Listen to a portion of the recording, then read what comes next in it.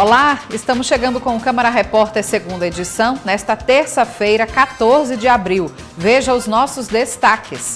Tarifa do transporte intermunicipal fica mais alta a partir desta quarta-feira. Vereadores de Natal aprovam um projeto que garante deslocamento gratuito para alunos da rede pública de ensino. Prefeitura de Natal convoca profissionais de saúde aprovados em concurso de 2025 para a apresentação de documentos. Semana Nacional de Registro Civil tem ação realizada até a próxima sexta, aqui em Natal, na Praça 7 de Setembro. Aqui no estúdio eu vou conversar com o neurocirurgião Tiago Rocha sobre a conscientização e diagnóstico precoce da doença de Parkinson.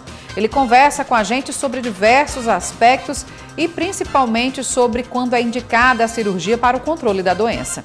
Então vem com a gente, o Câmara Repórter segunda edição está no ar.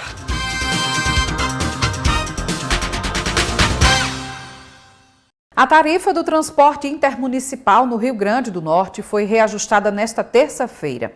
O Departamento de Estradas e Rodagem, o DER, autorizou um reajuste de 4,26% nas passagens. A partir desta quarta-feira, a tarifa do transporte intermunicipal no RN terá reajuste de 4,26%.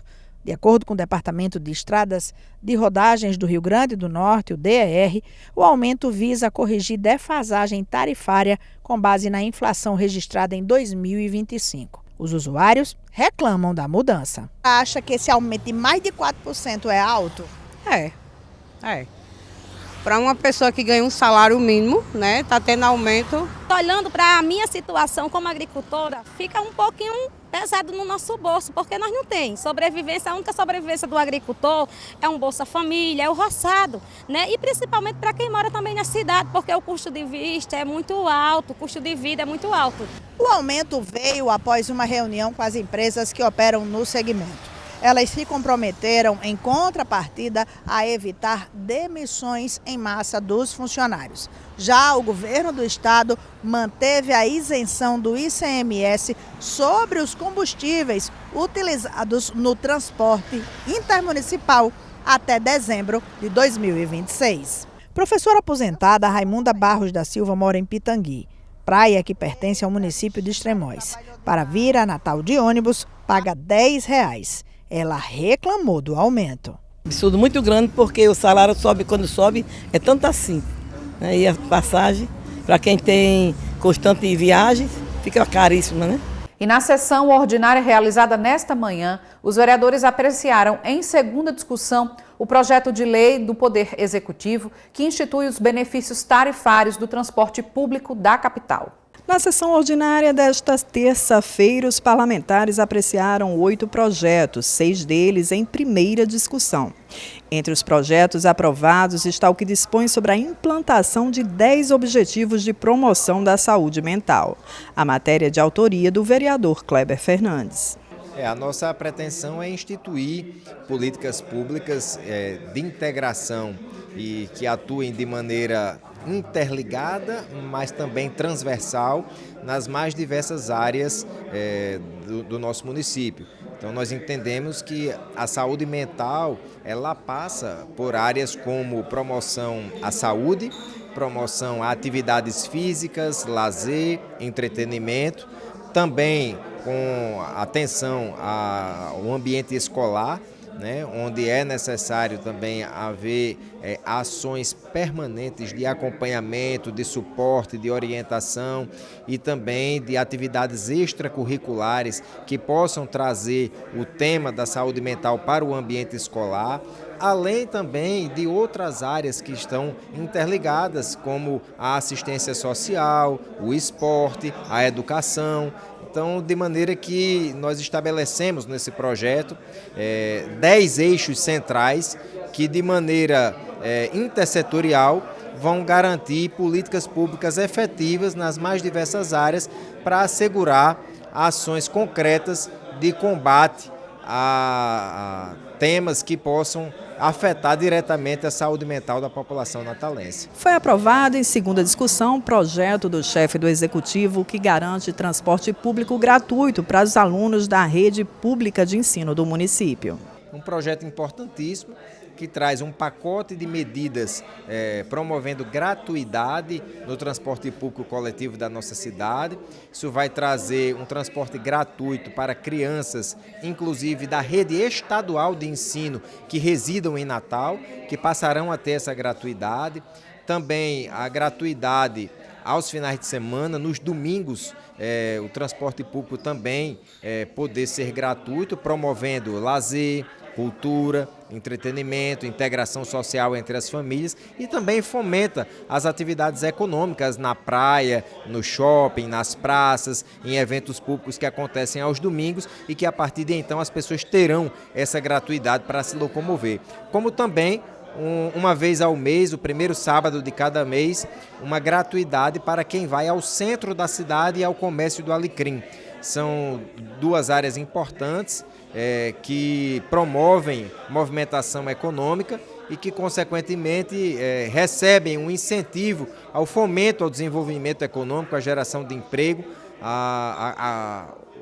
as pessoas frequentarem, sobretudo o centro da cidade, que hoje sofre com uma redução drástica de frequentadores em razão do fechamento de muitas lojas. Então isso é uma forma também de incentivar o comércio, de maneira que é um pacote de medidas que vai agregar muito valor à vida do natalense, trazendo o transporte público coletivo gratuito e um pacote de ações que vão beneficiar a nossa cidade. Na ocasião, também foi aprovado em regime de urgência matéria de autoria da mesa diretora, que dispõe sobre o reajuste dos servidores efetivos da Câmara Municipal de Natal. Uma matéria muito importante que todos nós, vereadores, votamos com muita alegria, que foi o reajuste do salário dos nossos servidores efetivos aqui do Poder Legislativo. Uma pauta muito louvável, muito legítima destes servidores, que os vereadores estão aqui de passagem.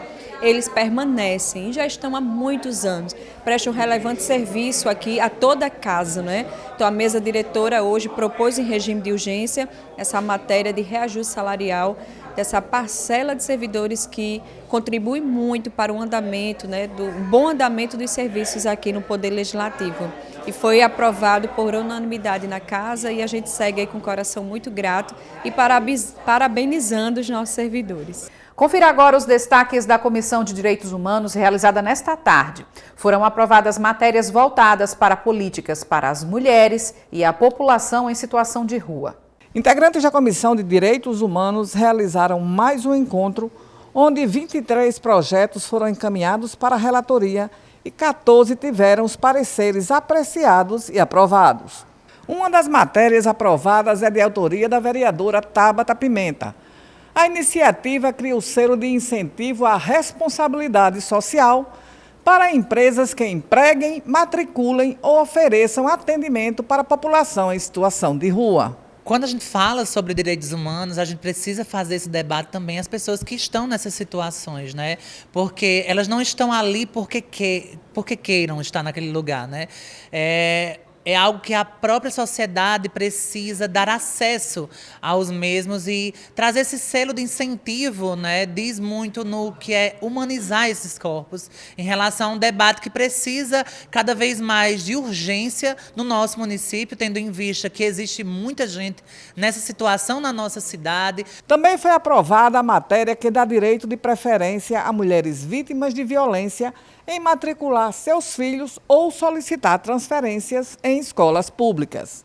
O projeto é de autoria do vereador Cleito da Policlínica e recebeu a relatoria de João Batista Torres. Nós emitimos o parecer favorável nesse projeto de lei do vereador Cleito da Policlínica, um projeto importante, desde já parabenizo o vereador por essa matéria tão importante e que venha contribuir contra a violência contra a mulher, que hoje, a partir de agora, uma vez aprovada aqui na nossa comissão, vai vir para o plenário da casa. A vereadora Brisa Braque foi a relatora do projeto de Chagas Catarino, que foi aprovado por unanimidade e cria o cartão Recomeçar para mulheres vítimas de violência doméstica e tem como objetivo proporcionar autonomia financeira para essas mulheres. A gente deu parecer favorável à matéria, até porque é um tema que a gente já discute há muito tempo, seja no parlamento, seja no movimento de mulheres, que para romper o ciclo de violência contra a mulher é fundamental a questão, o elemento da autonomia financeira, autonomia econômica para essas mulheres.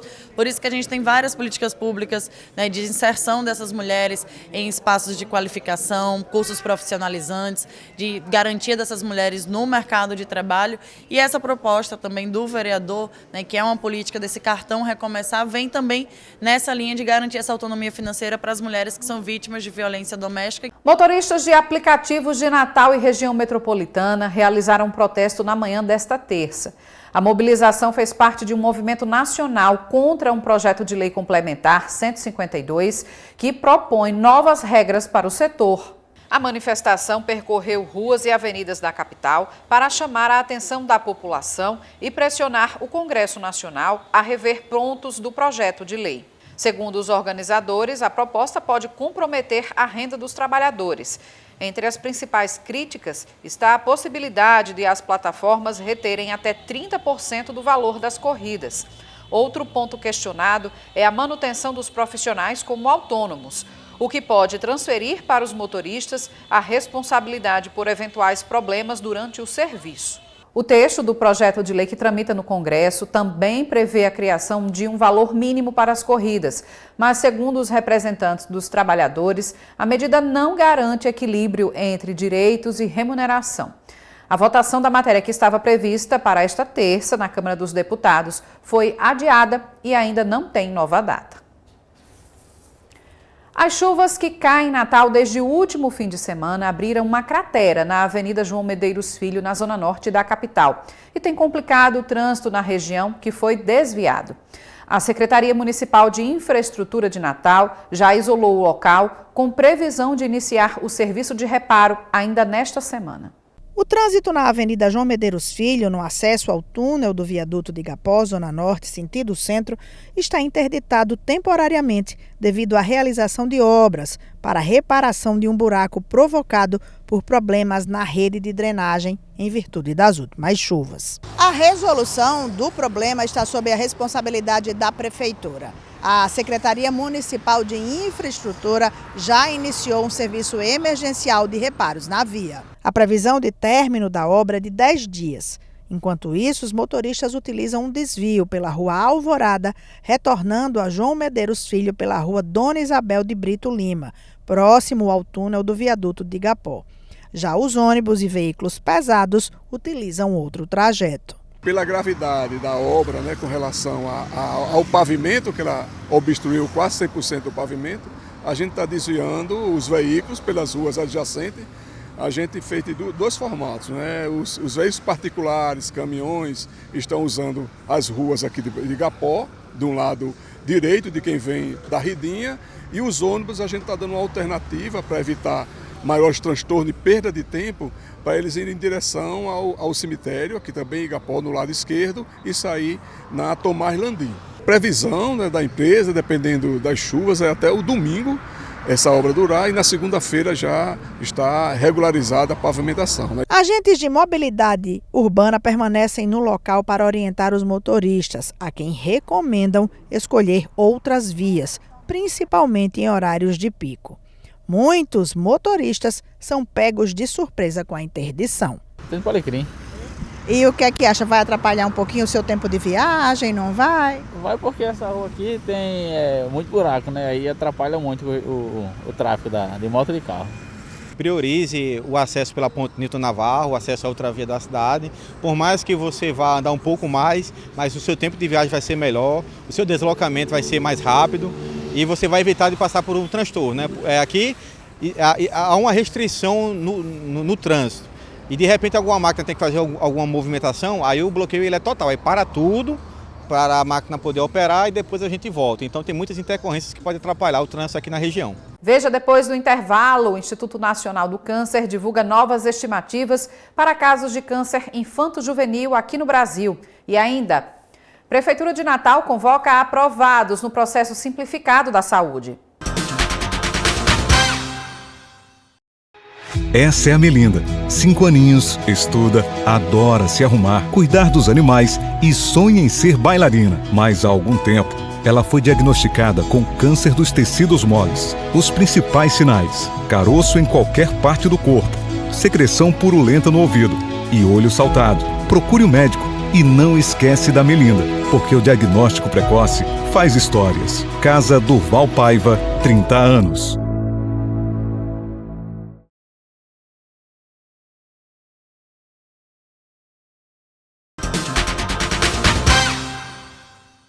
A Prefeitura do Natal convocou nesta terça-feira os candidatos aprovados em processo simplificado seletivo para profissionais da saúde. A repórter Edesiane Moreno tem mais informações. A Prefeitura de Natal iniciou nesta terça-feira, dia 13, a convocação dos aprovados no concurso para a Rede de Atenção à Saúde de 2025 para a apresentação da documentação e demais procedimentos para a contratação. A lotação dos candidatos ocorrerá conforme a necessidade da administração pública. O processo seletivo contempla vagas para profissionais de níveis médio e superior. A entrega da documentação será realizada entre os dias 15 e 17 de abril, das 8h30 da manhã até as 2h30 da tarde, no auditório da Secretaria Municipal de Saúde, localizada na Rua Fabrício Pedrosa, 915, em Areia Preta. O não comparecimento no período estabelecido implicará em desclassificação automática. A lista completa com os convocados está disponível na edição do Diário Oficial do município desta terça-feira, acessível no site natal.rn.gov.br/dom. Um estudo recente divulgado pelo Instituto Nacional do Câncer, o INCA, revelou que para o próximo triênio são esperados 7.560 novos casos de câncer infanto-juvenil por ano no país. O levantamento acende um alerta sobre a importância do diagnóstico precoce. O choro da Neide revela toda a dor e angústia dela e da família após o filho mais velho, Lázaro, ser diagnosticado com câncer no intestino. Meu filho começou a sentir dores abdominais, só que começou de um modo diferente. Não passava, fazia exames e não diagnosticava o que ele tinha. Aí, depois das dores, ele começou a constipar. E em janeiro fez uma cirurgia de urgência, porque descobriu na ressonância que estava com o intestino obstruído. Aí, depois disso, fez a cirurgia de urgência, sem saber que era câncer. Quando descobri foi em março de 2025, porque foi para a biópsia. Após a biópsia, descobri que era uma neoplasia maligna. Segundo Neide, após passar por 10 sessões de quimioterapia, hoje o filho se encontra em estado de remissão. Realiza consultas e exames de rotina para monitoramento. Mesmo os tumores estando crescendo assim rapidamente, porque já tinha retirado um de 6 centímetros e tinha outro de 7 centímetros, mas foi inicial, porque com a cirurgia conseguiu retirar um e o outro com a quimioterapia matou. Então, isso foi fundamental para estar possibilitando a cura. Sim. Aí ele ainda está, após 5 anos é que vai realmente descobrir, mas até agora está com 4 meses fora do tratamento e já descobriu que não tem mais nada, graças a Deus. De acordo com um levantamento recente do INCA para o triênio 2026-2028, a expectativa é de que surjam anualmente 7.560 novos casos de câncer infanto-juvenil. Para o Rio Grande do Norte, a estimativa é a de 110 novos casos por ano. E esses 110 casos, como eu disse, não tem um fator, não é a questão econômica, não é a questão social, não é questão de raça, são fatores embrionários que nós não podemos prevenir. Então, todos os pais que têm criança e adolescente devem ficar alertos, devem ficar atentos a sinais e sintomas que podem levar a um diagnóstico de câncer. Neide e o filho são de Alto do Rodrigues. Eles foram acolhidos na casa do Valpaiva enquanto o garoto era tratado na liga. De acordo com Ana Jave, superintendente da Casa do Valpaiva, os pais, amigos e familiares devem estar atentos aos sinais e sintomas do câncer. O diagnóstico tardio dificulta as chances de cura. A cada tipologia de câncer, existem sinais e sintomas que vão aparecendo de forma mais específica. Mas, no geral, gente, sintomas que perduram por mais de 10 dias. Então, uma febre que seu filho teve, né, que pode ser um vírus, pode ser uma bactéria, mas que é tratada, ele vai se curar. Se persistir por mais de 10 dias, uma febre, uma mancha roxa pelo corpo, uma saliência, um carocinho ou na barriga, né, ou nas axilas, uma dor óssea, ele jogou, se machucou, 3 dias, 4 dias a criança estará melhorando, mas se persistir, vale a pena uma investigação. Dores de cabeça, né, seguidas de vômito e, sobretudo, gente, criança e adolescente têm energia. Se a sua criança, se seu adolescente que está em casa começa, como a gente diz, esmorecer, ficar sem ânimo, não é uma coisa natural para essa faixa etária. Algo que precisa ser investigado, que precisa realmente ser acompanhado, pai, mãe, tio, avô que está com essa criança, com esse adolescente. Se a sua criança, seu adolescente está desanimado na escola, busque, porque algo precisa ser investigado. Não ter documentos ainda é uma realidade que afasta muitas pessoas de acesso a direitos básicos e benefícios sociais. Para tentar reverter essa situação, o mutirão nacional Registre-se está acontecendo em diversas cidades do país. E aqui em Natal, a ação está concentrada na Praça 7 de Setembro, no centro da cidade.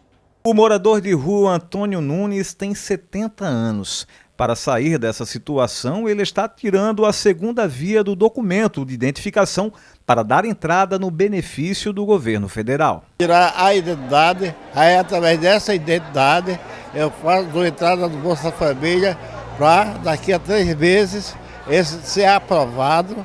Eu sei que seja ou não, através do governo federal, pode ser que aprove.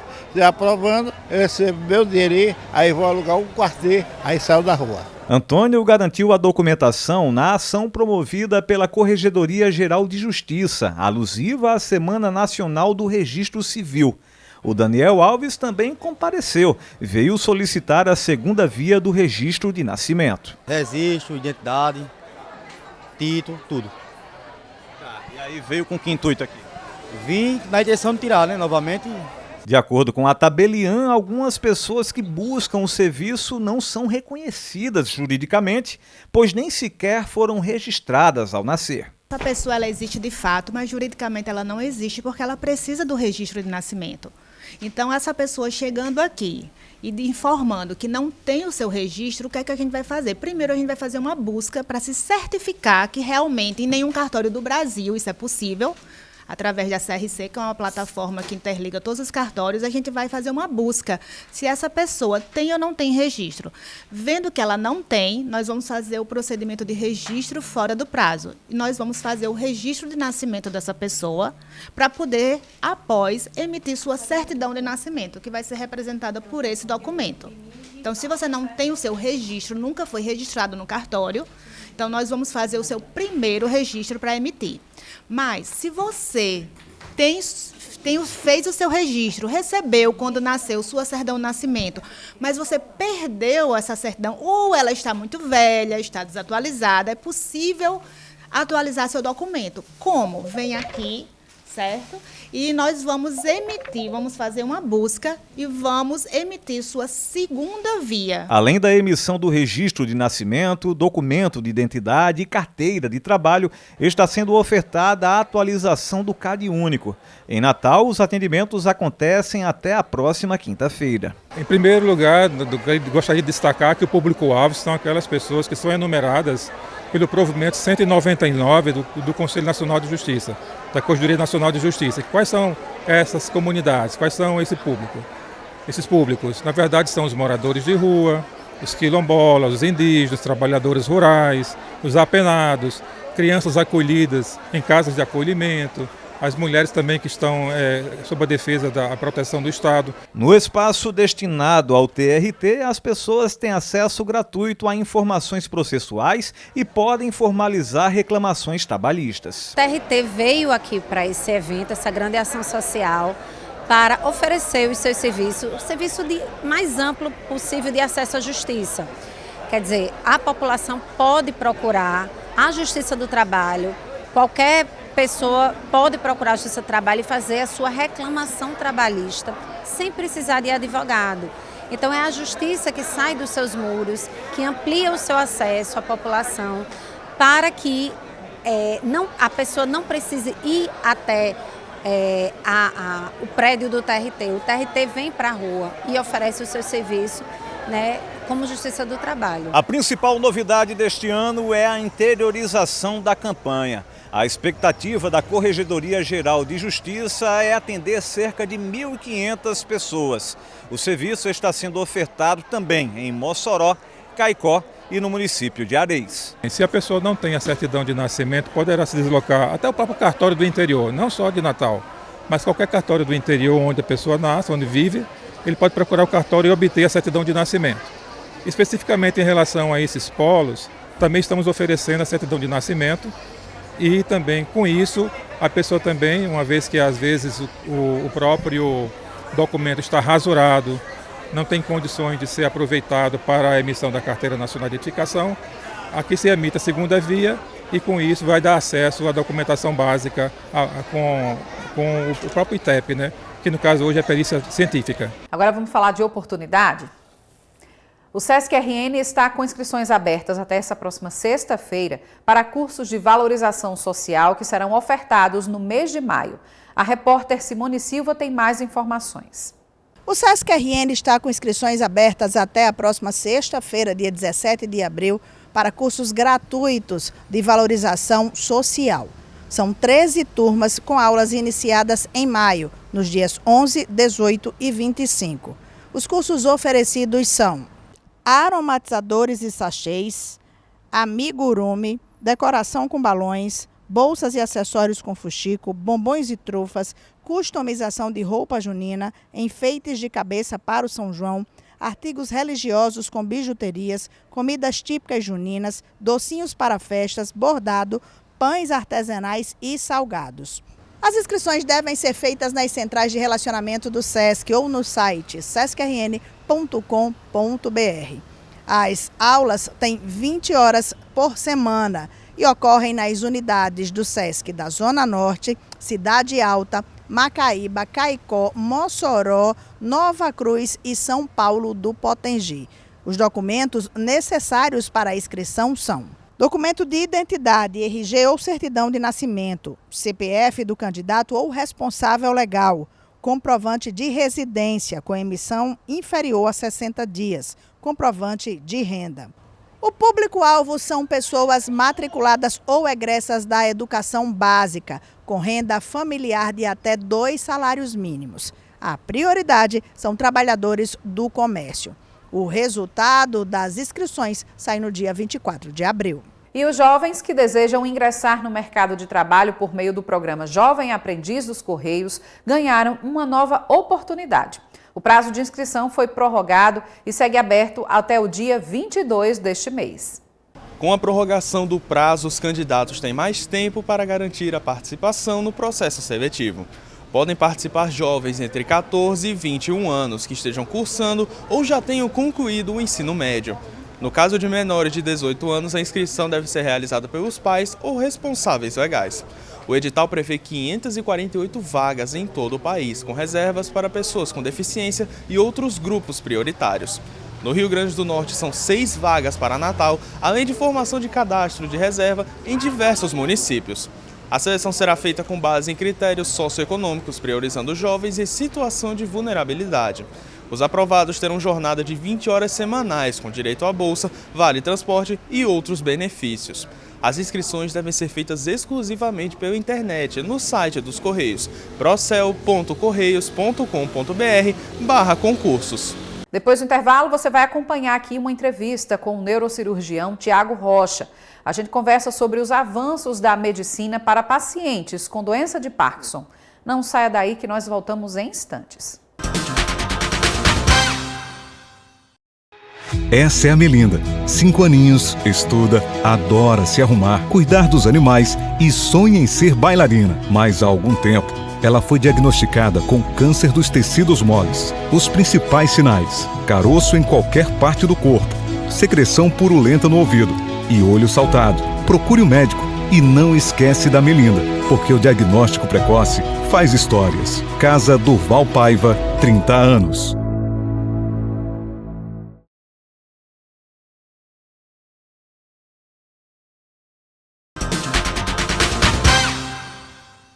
De volta aqui com o Câmara Repórter para falar sobre saúde. No último sábado foi comemorado o Dia Mundial de Conscientização sobre a doença de Parkinson. E para falar sobre esse assunto, a gente recebe aqui o neurocirurgião funcional Tiago Rocha para conversar com a gente sobre os avanços da medicina no tratamento da doença. Seja muito bem-vindo, doutor. Obrigado, Larice. É um extremo prazer estar aqui, falar desse tema tão importante, que é a doença de Parkinson. Doutor, hoje um número significativo de brasileiros convivem com essa doença, quase meio milhão, por volta de meio milhão de pessoas. Como é que essa doença se manifesta, O que é que caracteriza o Parkinson? Isso. Como você bem disse, nós temos 500 mil pessoas no Brasil, a partir dos 60 e 65 anos, que convivem com a doença de Parkinson. Estima-se que até 2032, mais de 1 milhão de pessoas só podem ser portadoras da doença. Então, o que é a doença de Parkinson? É uma doença neurológica crônica, progressiva e degenerativa. Existe uma região do nosso cérebro, que é a substância negra, que ela é responsável pela produção de um neurotransmissor, que ajuda na movimentação, que é a dopamina. Então, para esses pacientes, nós temos uma degeneração dessa região, produtora de dopamina, e o paciente ele começa a apresentar alguns sinais motores e até não motores da doença. O que nós vemos no nosso dia a dia é aquele paciente que treme a mão, aquele tremor de repouso, que é o tremor de contar moeda. Sim. Porém, existem vários outros sintomas da doença de Parkinson. Inclusive, tem pacientes que têm o Parkinson e não têm o tremor. Então, isso é uma coisa importante. Sim. Nós temos que esses pacientes, que além do tremor, nós temos a rigidez, ou seja, aquele paciente que tem uma rigidez. Geralmente, o Parkinson ele começa de um lado, Sim. ou o lado direito ou o lado esquerdo, e à medida que a doença avança, à medida que ela progride, o outro lado vai ser acometido. Então, ele pode ter o tremor, a rigidez, a instabilidade postural, que é a instabilidade também de marcha, e a bradicinesia. A bradicinesia é um termo técnico que nós utilizamos, mas significa lentidão de movimentos. Então, esses são os sintomas motores da doença. Porém, a doença ela é caracterizada também por sintomas não motores. Um dos sintomas não motores que acomete inicialmente, antes dos sintomas motores, é a diminuição de olfato. Então, esses pacientes, quando a gente vê retrospectivamente a história dele, a história clínica deles, eles têm também diminuição de olfato.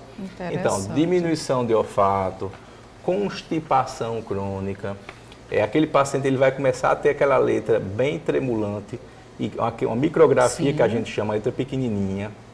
É um paciente que, se ele tiver a forma tremulante da doença, ele vai ter uma sudorese excessiva. Tem pacientes que têm o chamado transtorno comportamental do sono REM. O sono REM é aquele sono durante que a gente está sonhando, e ele Sim. vai ter aquele sono agitado, como se tivesse um sonho bem vívido. Sim. Além de outros sintomas, como, por exemplo, depressão, que pode acometer, sintomas geniturinários. Então, a doença de Parkinson, ela não é somente sintoma motor. É difícil, então, o diagnóstico, porque às vezes se começar, por exemplo, como o senhor falou, às vezes pela diminuição de olfato, inicialmente, enfim, classicamente, muita gente que já ouviu falar sobre a doença não vai identificar isso como sendo Parkinson, né? Então, isso é importante porque a diminuição do olfato, ela vai vir acompanhado de outros sinais e sintomas. Sim. E é isso que vai chamar a atenção. Então, a diminuição de olfato por si só não é um critério, mas quando a gente analisa retrospectivamente esses pacientes, a gente observa que eles tinham diminuição de olfato antes do início dos sintomas motores. Esse diagnóstico só através mesmo de um neurocirurgião precisa de exames ou através também de um acompanhamento multidisciplinar para ter um fechamento disso? Isso. O diagnóstico ele é feito pela neurologia clínica e o neurocirurgião, que é especialista nessa área. E o diagnóstico é um diagnóstico eminentemente clínico, ele não precisa de nenhum exame de imagem.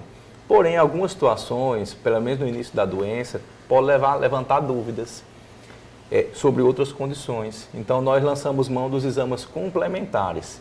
Dentre os exames complementares, nós temos a ressonância de encéfalo e o espectro-controlar, que é um exame que a gente consegue ver o nível de dopamina no cérebro do paciente. Então, é também um exame bastante importante. Importante. E esses exames estão disponíveis hoje no SUS? Que a gente está falando aí, que a gente sabe que a população idosa no Brasil cresceu muito, a expectativa de vida. É difícil ainda ter acesso a esses exames? Como é que é essa realidade? Isso. A ressonância de encéfalo tem no SUS. O espectro-controlar já é um pouco mais complicado.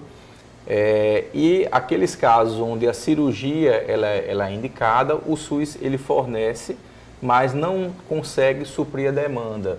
Por isso que é importante que novos serviços consigam assumir também esse tratamento. Importante. E no caso do tratamento, o senhor falou da cirurgia, mas também pode ser feito através do uso de medicações, como é que funciona?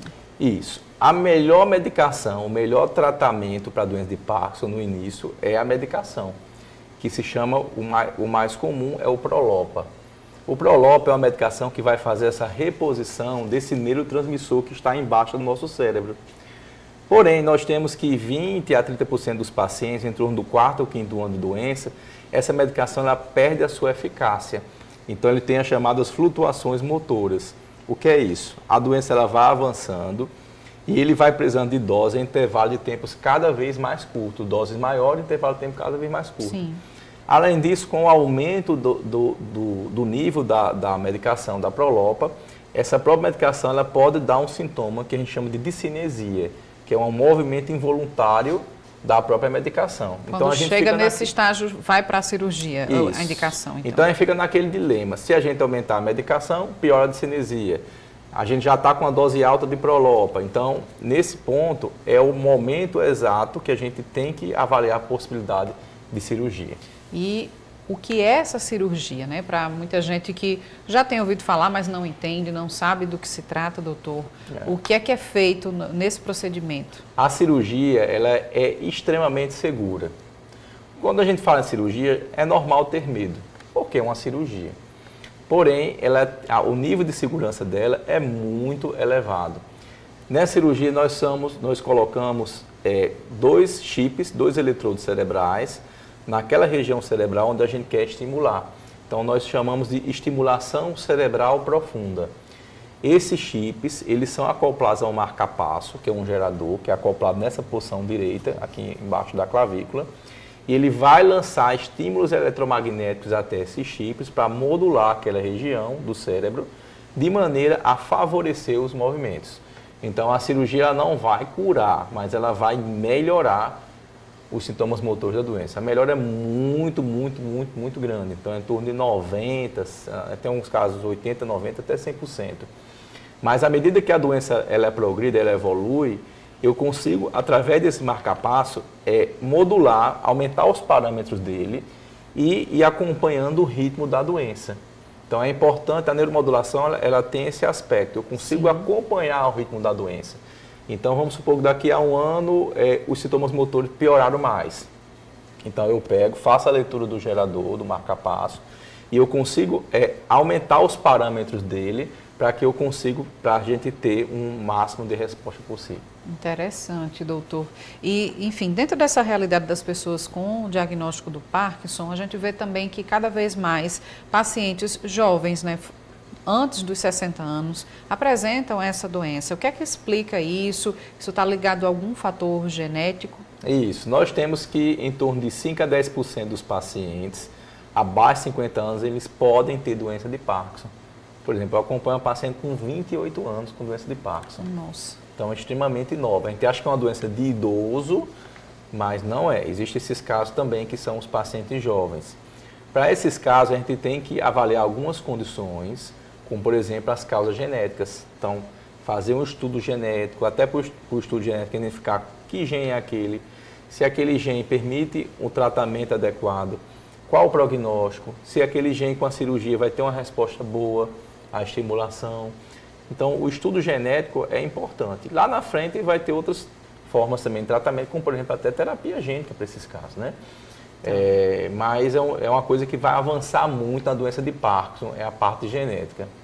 Doutor, e também uma dúvida que com certeza muita gente tem, é que mesmo com essas características mais motoras, às vezes as pessoas podem achar que o Parkinson também está associado a algum tipo de demência. Existe relação ou não? Não, são coisas distintas, né? Porém, o Parkinson, ele tem realmente sintomas cognitivos, no início, sintomas cognitivos leves, que é a forma de Parkinson idiopática. Muitas vezes pode ter nenhum sintoma cognitivo, se tiver algum sintoma cognitivo leve. Porém, nós temos que esses pacientes, eles podem desenvolver, ele começa com a síndrome parkinsoniana, e lá para o 3º, 4º ano, ele pode começar a piorar a parte da memória, a parte cognitiva. Se isso acontecer, vai chamar a atenção, alerta para outras síndromes parkinsonianas, que seria o Parkinson atípico. Então, nós temos a doença de Parkinson clássica, a idiopática, que não há causa definida, porém nós temos as síndromes parkinsonianas atípicas, né, que não são o Parkinson clássico, que essas não conseguem responder à cirurgia. Por isso que a cirurgia, nós fazemos uma avaliação bem criteriosa, se aquele paciente ele tem realmente um diagnóstico de Parkinson fechado, se é aquele paciente que ele tem uma boa resposta à medicação, então isso faz parte também do critério cirúrgico. Então, nós fazemos um chamado teste a levodopa, onde o paciente ele vai no consultório sem a medicação, 12 horas sem medicação, e a gente avalia o antes e após a medicação. Se ele tiver uma resposta de 30%, ele tem uma boa indicação cirúrgica. Já essas formas atípicas, ele não tem uma boa resposta à medicação. Interessante mesmo, por isso que a gente está aqui conversando, trazendo essas informações, porque é preciso se ampliar esse diagnóstico, né, para ser o mais rápido possível, não é isso, doutor? Isso. O diagnóstico precoce é importante, porque se o diagnóstico não for feito de maneira precoce, o impacto da doença vai ser mais cedo. Então a pessoa vai perder muito a sua qualidade de vida, ela vai ter vários problemas, né, relacionados à parte do Parkinson. Dificuldade de deglutição, né? Até pneumonias, traumatismo devido à queda, devido à instabilidade postural.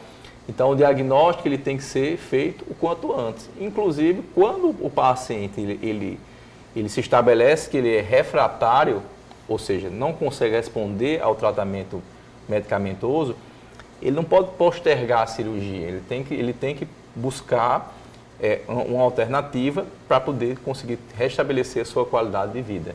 Por isso mesmo a gente trouxe o senhor para trazer esses esclarecimentos, essas informações que são muito importantes para a população se informar cada vez mais e ficar atento aos sinais, como o senhor bem explicou aqui para a gente, doutor Tiago. Muito obrigada aqui pela sua participação. Eu que agradeço a oportunidade. E esta edição do Câmara Repórter fica por aqui. A você que nos acompanha, obrigada pela audiência. A gente volta a se encontrar nesta quarta-feira com outras notícias aqui da Câmara Municipal de Natal e também da nossa cidade. Tchau.